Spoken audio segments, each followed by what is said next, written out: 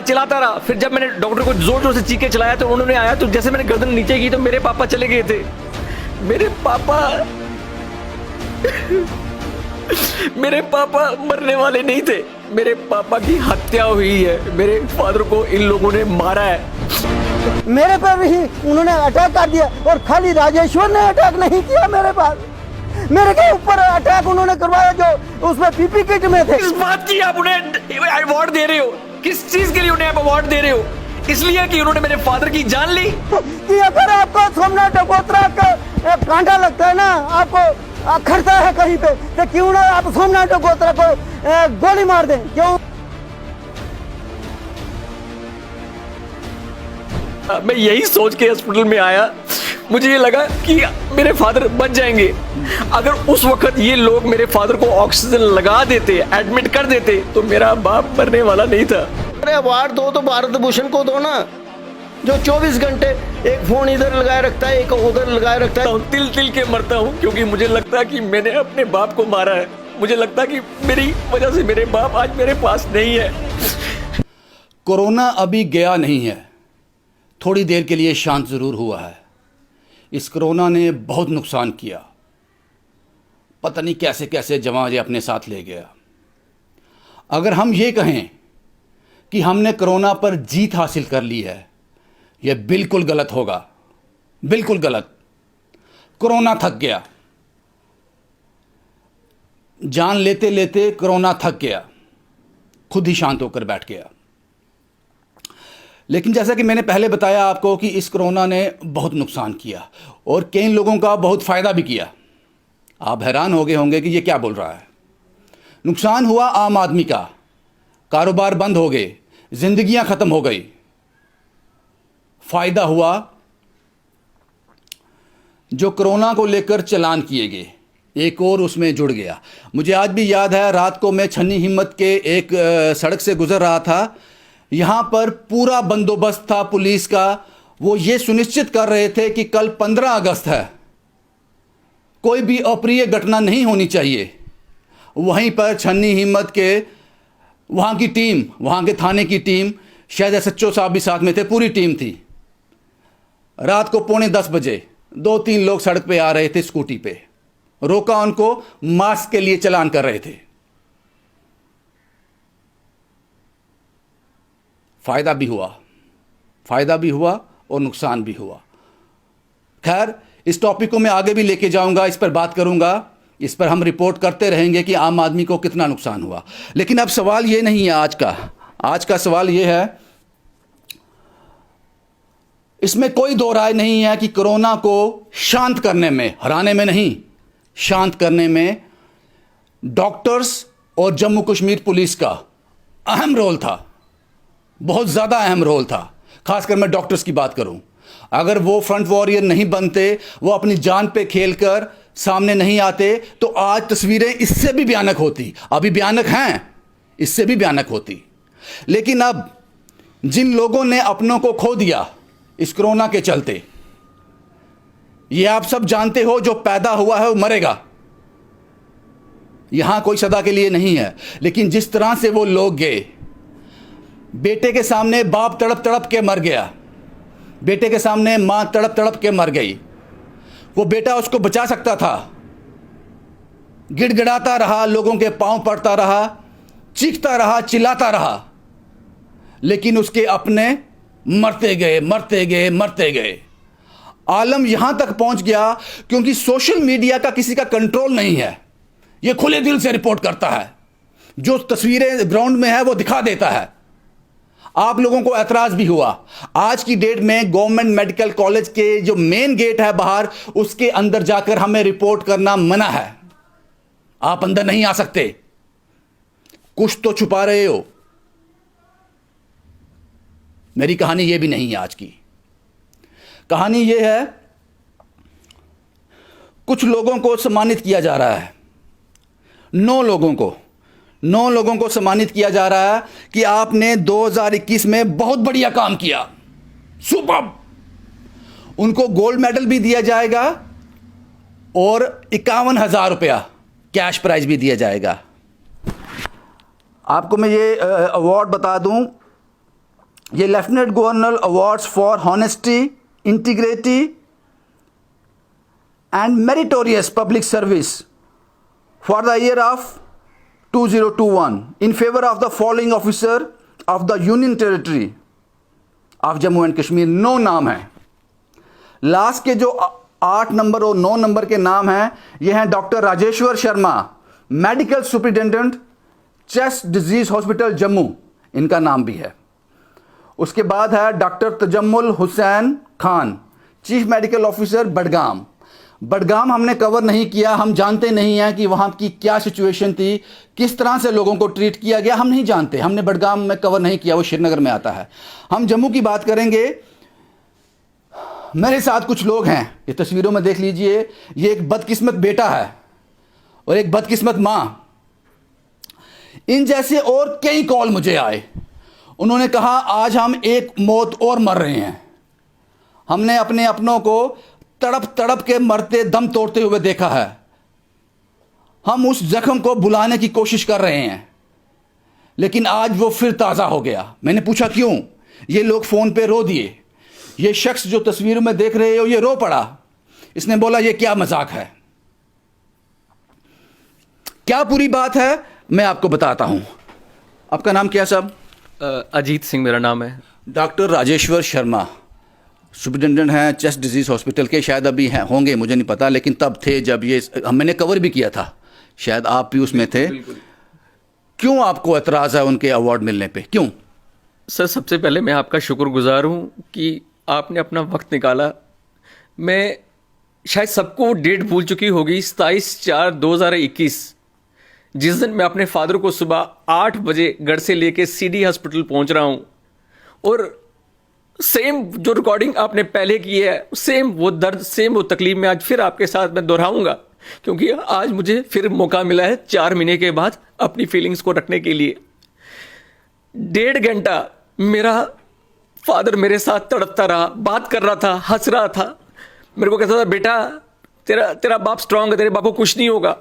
CD hospital में मेरा कम से कम इन लोगों ने 1.5 घंटा वेस्ट किया, और उसके बाद मुझे भेज दिया जीएमसी में कि जाओ अपने फादर को लेके वहां जाओ। तब तक आपके फादर स्ट्रेचर पे थे? स्ट्रेचर पे थे, बिल्कुल ठीक थे, बात कर रहे थे। अंदर एडमिट नहीं हुआ?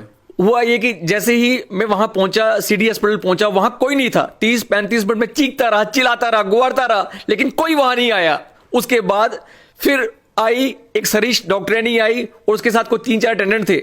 मैंने उनके हाथ जोड़े, मैंने कहा मैं पॉजिटिव हूं, मेरे फादर पॉजिटिव है, प्लीज इनको पहले ऑक्सीजन लगाओ। उस औरत ने मेरी एक नहीं सुनी, कुछ नहीं बोला, मुझे कहती है वेट, मतलब बड़ा एटीट्यूड दिखाने लगी। मैंने उसे ये बोला कि यार तेरे को शर्म आनी चाहिए, मेरे फादर सेक्रेटरीट में हेल्थ एंड मेडिकल एजुकेशन में रिटायर हुए, जिंदगी दी है, लोगों की सेवा की है, कि आज उस बंदे को अपनी जिंदगी बचाने के लिए इतनी तकलीफ सहनी पड़ रही है। उस डॉक्टरानी ने मेरे सामने राजेश्वर को फोन किया, और राजेश्वर को फोन करके बोला कोई खुसर फुसर की, जैसे अपने सिर से कोई बला टालता है, उसने बोला इनको वहां भेज दो, जीएमसी भेज दो। जीएमसी आया, तब तक भी मेरे पिताजी मेरे साथ बात कर रहे थे, मुझे कोई गम नहीं था। मैंने कहा मेरे पापा ठीक हो जाएंगे। जब वहां पहुंचा, सेम वही सिचुएशन, वहां जो सीएम थी उस 27/4 को, उसने भी मुझे यही बोला कि अजीत जी आप जस्ट रुक जाओ, वेट करो। मैंने कहा क्यों वेट करूं मैं मुझको ऑक्सीजन चाहिए। और जब मैं आईसीयू 3 में पहुंचा और मैंने देखा कि क्या पापा मेरे साथ बात कर रहे थे, मैंने पापा को देखा, पापा ने स्माइल की, तो अंदर मेरे पापा को एडमिट तक नहीं किया, मतलब मैं चीखता रहा, चिल्लाता रहा। फिर जब मैंने डॉक्टर को जोर जोर से चीख के चलाया तो उन्होंने आया, तो जैसे मैंने गर्दन नीचे की तो मेरे पापा चले गए थे। मेरे पापा मरने वाले नहीं थे, मेरे पापा की हत्या हुई है, मेरे फादर को इन लोगों ने मारा है। मैं आपको दिल से सर एक बात, आप तो मीडिया वाले हो, आपसे आगे तो कोई चीज छुपी नहीं, मुझे सिर्फ आपसे सिर्फ इतना पूछना चाहता हूं, एक पेशेंट, एक मिडिल क्लास का आदमी बीमार हो, वो कहां जाएगा? वो हॉस्पिटल में नहीं जाएगा, और कहां जाएगा? मैं यही सोच के हॉस्पिटल में आया, मुझे ये लगा कि मेरे फादर बच जाएंगे। अगर उस वक्त ये लोग मेरे फादर को ऑक्सीजन लगा देते, एडमिट कर देते, तो मेरा बाप मरने वाला नहीं था।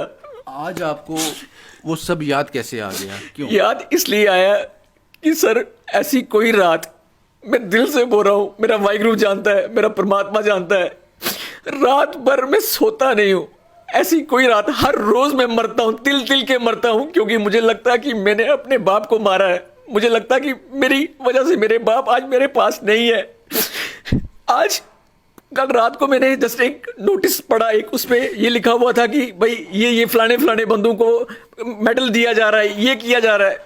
मैं सिर्फ हुकूमत से, एडमिनिस्ट्रेशन से ये पूछना चाहता हूं, किस बात की आप उन्हें अवार्ड दे रहे हो? किस चीज के लिए उन्हें आप अवार्ड दे रहे हो? इसलिए कि उन्होंने मेरे फादर की जान ली? Very good.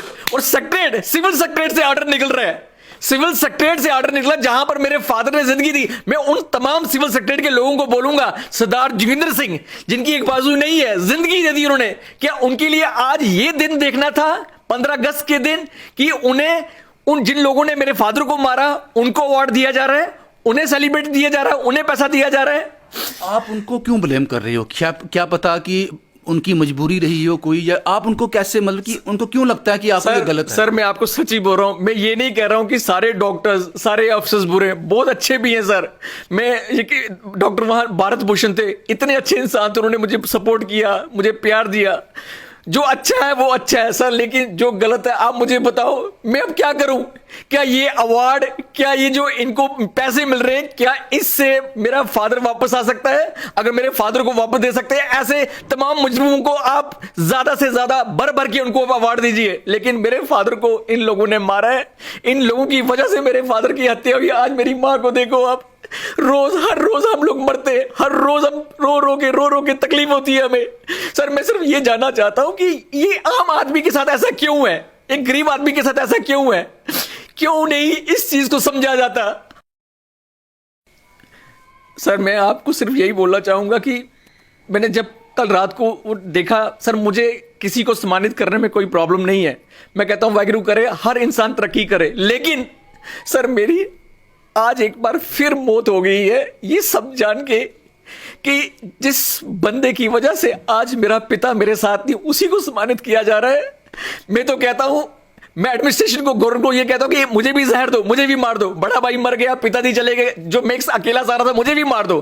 क्योंकि अगर मिडिल क्लास, एक आम आदमी की जिंदगी जीने का कोई हक नहीं है, तो उसको वो कहां जाए, किसके आगे गुहारे? सर मैं सिर्फ यही चाहता हूं, मुझे जस्टिस चाहिए सर। 4 महीने से जस्टिस मांग रहा हूं, किसी एक बंदे ने भी, एडमिनिस्ट्रेशन के बंदे ने भी आके। आपको मुझे ये बताओ, आपके पिता की मृत्यु हो गई, आपको उनकी सारा जो सर्टिफिकेट वगैरह मिले हैं, क्या उसमें क्या नोटिस किया, क्या उसमें काज बताया गया कि डेथ का काज क्या था? सर यही बताया कि अब्रॉड, मतलब अब्रॉड डेथ हुई है उनकी, मतलब रास्ते में, हाँ रास्ते में ही। आपने उस पे सर्टिफिकेट में लिखा है ब्रॉड डेड? जी बिल्कुल। ब्रॉड डेड का मतलब होता है जब आप हॉस्पिटल पहुंचे तब वो मर चुके थे? नहीं सर, जिंदा थे वो, हॉस्पिटल के अंदर थे, वो हॉस्पिटल के अंदर थे, वार्ड में थे, और डॉक्टर उनको देख रहे थे। कैसे लिख सकते? ब्रॉड डेड आपने कैसे ले लिया?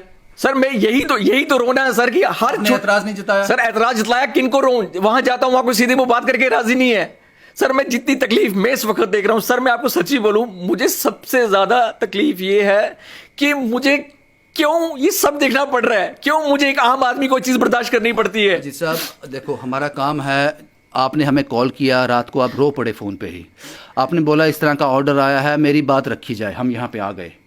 मैं इससे पहले आपको जानता भी नहीं था, मैं यहाँ पे पहुँच गया, क्योंकि हर आदमी की जो आवाज़ है हम प्रशासन तक पहुँचाते हैं, लोगों तक पहुँचाते हैं, इसलिए मैं यहाँ पे हूँ। माता जी आपका नाम क्या है?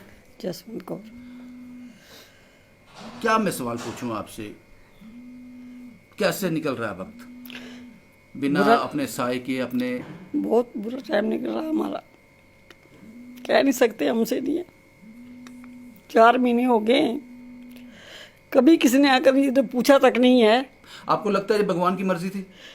भगवान की कहाँ थी, ये ठीक ठाक थे, बिल्कुल ठीक थे, ये नहीं पता लगा कि क्या हुआ क्या। आपको लगता है कहीं लापरवाही हुई थी? ऑक्सीजन अगर दी होती तो ये बच जाते। नहीं मिली ऑक्सीजन? ना ऑक्सीजन नहीं मिली। आप साथ थे? नहीं मैं साथ नहीं थी।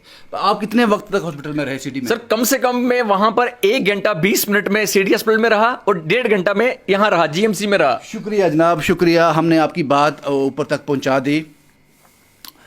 मैंने भी वो कवरेज दी थी, वो कवर किया था, मैंने नहीं, पूरे सोशल मीडिया ने। आपको याद होगा सिटी हॉस्पिटल का वो भयानक मंजर जो सोशल मीडिया के कैमरों में कैद हुआ था। यहाँ पे लोग लॉन में बैठकर ऑक्सीजन चढ़ा रहे थे, एम्बुलेंसेस में बैठे हुए थे, और आपने ये भी देखा होगा वहाँ पर एक शख्स सोमनाथ डबगोत्रा, आपने कॉल किया था उनको? जी मैंने उनको कॉल किया था। पहुंचे थे? बिल्कुल, सबसे पहले वही पहुंचे थे, आज वही मेरे सब कुछ है सर। वो वहाँ पहुंचे थे, उनका कोई काम नहीं था वहाँ पे, सिर्फ हेल्प करने के लिए पहुंचे थे। और वो वीडियो मैंने आपको दिखाया था, अभी भी दिखाऊंगा, देखा होगा, स्टार्ट में आपने देखा होगा, यहाँ सोमनाथ डबगोत्रा को धक्के मारे गए थे। हर आदमी की आवाज़ आप तक पहुंचाना ज़रूरी है। डबगोत्रा साहब, वो क्या मंजर था, आप तो रो पड़े, आप तो उनकी बात सुन के ही रो पड़े डबगोत्रा साहब। सब वो मंजर क्या था? आज 15 अगस्त है, सारे लोग डोर नगाड़े मचा के खुशी से झूम रहे हैं, लेकिन हम आज, मेरे को अपना दर्द नहीं, लेकिन सही इंसान वही होता है जो किसी का दर्द समझे। यही दर्द मैंने समझने के लिए मेरे को कॉल किया गया CD हॉस्पिटल उधर अपना महेशपुरा में, जहाँ पे राजेश्वर शर्मा जी सुप्रिटेंडेंट थे। तो वहाँ पे जो मैंने आपने मंजर क्या देखा वहाँ? भयानक मंजर ये देखा कि पेशेंट जो ऑक्सीजन पे थे उनको वहाँ पे सीढ़ियों के ऊपर बिठाया था, और उस वक्त टेम्परेचर 40 के करीब था, और कुछ लोग उधर पार्क में लेटे हुए थे, और कम से कम 15 और 20 पेशेंट होंगे वहाँ पे। कुछ लोगों के पास अपनी गाड़ियाँ भी थी, लेकिन उन्होंने अपने पेशेंट को AC लगा के गाड़ी में बिठाया था, लेकिन सप्लाई जो थी ऑक्सीजन की वो बाहर आ रहे थे। तो ये तब तक मीडिया वाले आ भी गए थे, लाइव मैक्सिमम आ गए थे, कहीं बाद में पहुंचे जब उन्होंने लाइव देखा। और वो क्यों हुआ कि राजेश्वर शर्मा, जिनको आज LG साहब एक अवार्ड दे रहे हैं, गोल्ड मेडल देंगे और 51,000 रुपया नकद देंगे। साहब, ये भी नहीं कहा जाता सभी डॉक्टर ऐसे हैं, क्योंकि डॉक्टर नहीं होते तो कोरोना से लड़ना मुश्किल था। लेकिन हम कहते हैं ना कि अगर अवार्ड दो तो भारत भूषण को दो ना, जो 24 घंटे एक फ़ोन इधर लगाए रखता है, एक उधर लगाए रखता है, जब उसको कोई कॉल करता है नहीं उठाता है, वो बैक कॉल करता है, उसके लिए अवार्ड क्यों नहीं? इन लोगों के लिए अवार्ड क्यों है? अगर 51,000 रुपया इनको दे रहे हैं, गोल्ड मेडल दे रहे हैं, कम से कम डेड बॉडी शीटें तो वहाँ पे दो, जो आज मुहैया नहीं है। आज जब वो खबर चली कि एक फटी पुरानी चादर के दे दी है, ये तो एक डेड बॉडी की बड़ी तौहीन होती है ना, कि उसके ऊपर कफन भी नहीं है। जब ये चीज़ आपको क्या लगता है कि ये कौन लोग डिसाइड करते हैं कि किसने एक्सीलेंस दिया है, किसने अच्छा काम किया है? ये कौन सा पैमाना है जो तय करता है? ये हमें आज तक समझ नहीं आई। अगर पैमाना सही होता तो किसी पत्रकार को अवार्ड मिलता, किसी सोशल वर्कर को अवार्ड मिलता, और कई डॉक्टर जो दिन रात 36-48 घंटे अपने परिवार से दूर रह के कोरोना पॉजिटिव केसों के साथ बैठ के उनका ट्रीटमेंट करके उनको किसी को अवार्ड मिला क्या? ये मैं कहता हूँ जो अवार्ड है ना, ये भी तौहीन है। जैसे हम कह रहे हैं, शायद हम गलत हों कि राजेश्वर शर्मा को ये अवार्ड मिला है, ये गलत है, लेकिन ये अवार्ड की भी तौहीन है। हो सकता है कि आपकी वीडियो देखने के बाद जिन लोगों को सही मायने में अवार्ड मिले हैं, लोग उनको भी शक की नज़र से ना देखें। ये क्या पैरामीटर है, कौन डिसाइड करता है, ये हमें आज तक समझ नहीं आया। ये वीडियो आप तक पहुंचाना ज़रूरी था कि स्टेट सेंट्रल की कोशिश रहती है कोई भी आवाज़ उसको एम्पलीफाई कर दिया जाए। कोई भी आप अपनी बात रखना चाहता है कि हम उसका माध्यम बने। एक बार फिर मैं कह दूं, फ्रंट लाइन वॉरियर, सबसे आगे जो खड़ा था इस कोरोना काल में, सबसे आगे जो खड़ा था वो डॉक्टर्स थे, वो नर्सेज थी, वो पैरामेडिकल स्टाफ था। वो कहते हैं ना, लड़ती तो सेनाएं हैं, शहीद जो होते हैं वो सेना के लोग होते हैं, लेकिन नाम सेनापति का होता है।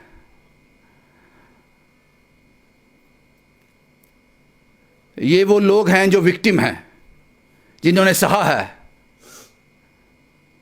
शायद वो रिपोर्ट करके मैं भूल गया था, ये लोग जिंदगी भर नहीं भूलेंगे। सदा के लिए इस जहां में कोई नहीं आया। यहां पीर पैगंबर आए, वो भी चले गए, लेकिन जाने का एक तरीका होता है। कोरोना ने उस सब को डिस्टर्ब कर दिया। मैंने कहा हमने कोरोना को हराया नहीं है, ये गलतफहमी से निकल जाओ। कोरोना खुद थक गया है, कुछ वक्त के लिए आराम कर रहा है। हमने उसको हराया नहीं है। हमने बड़ी मौतें देखी हैं, हमने बहुत ताकतवर लोग, बहुत बड़े बड़े योद्धा इस कोरोना ने ढेर करते हुए देखे हैं। इसीलिए शायद आज हम गवर्नमेंट मेडिकल कॉलेज के अंदर जाकर रिपोर्ट नहीं कर सकते। लेकिन ये अवार्ड, इसके बारे में मैं तो कोई टिप्पणी नहीं करूँगा, मैं कुछ नहीं कहूँगा।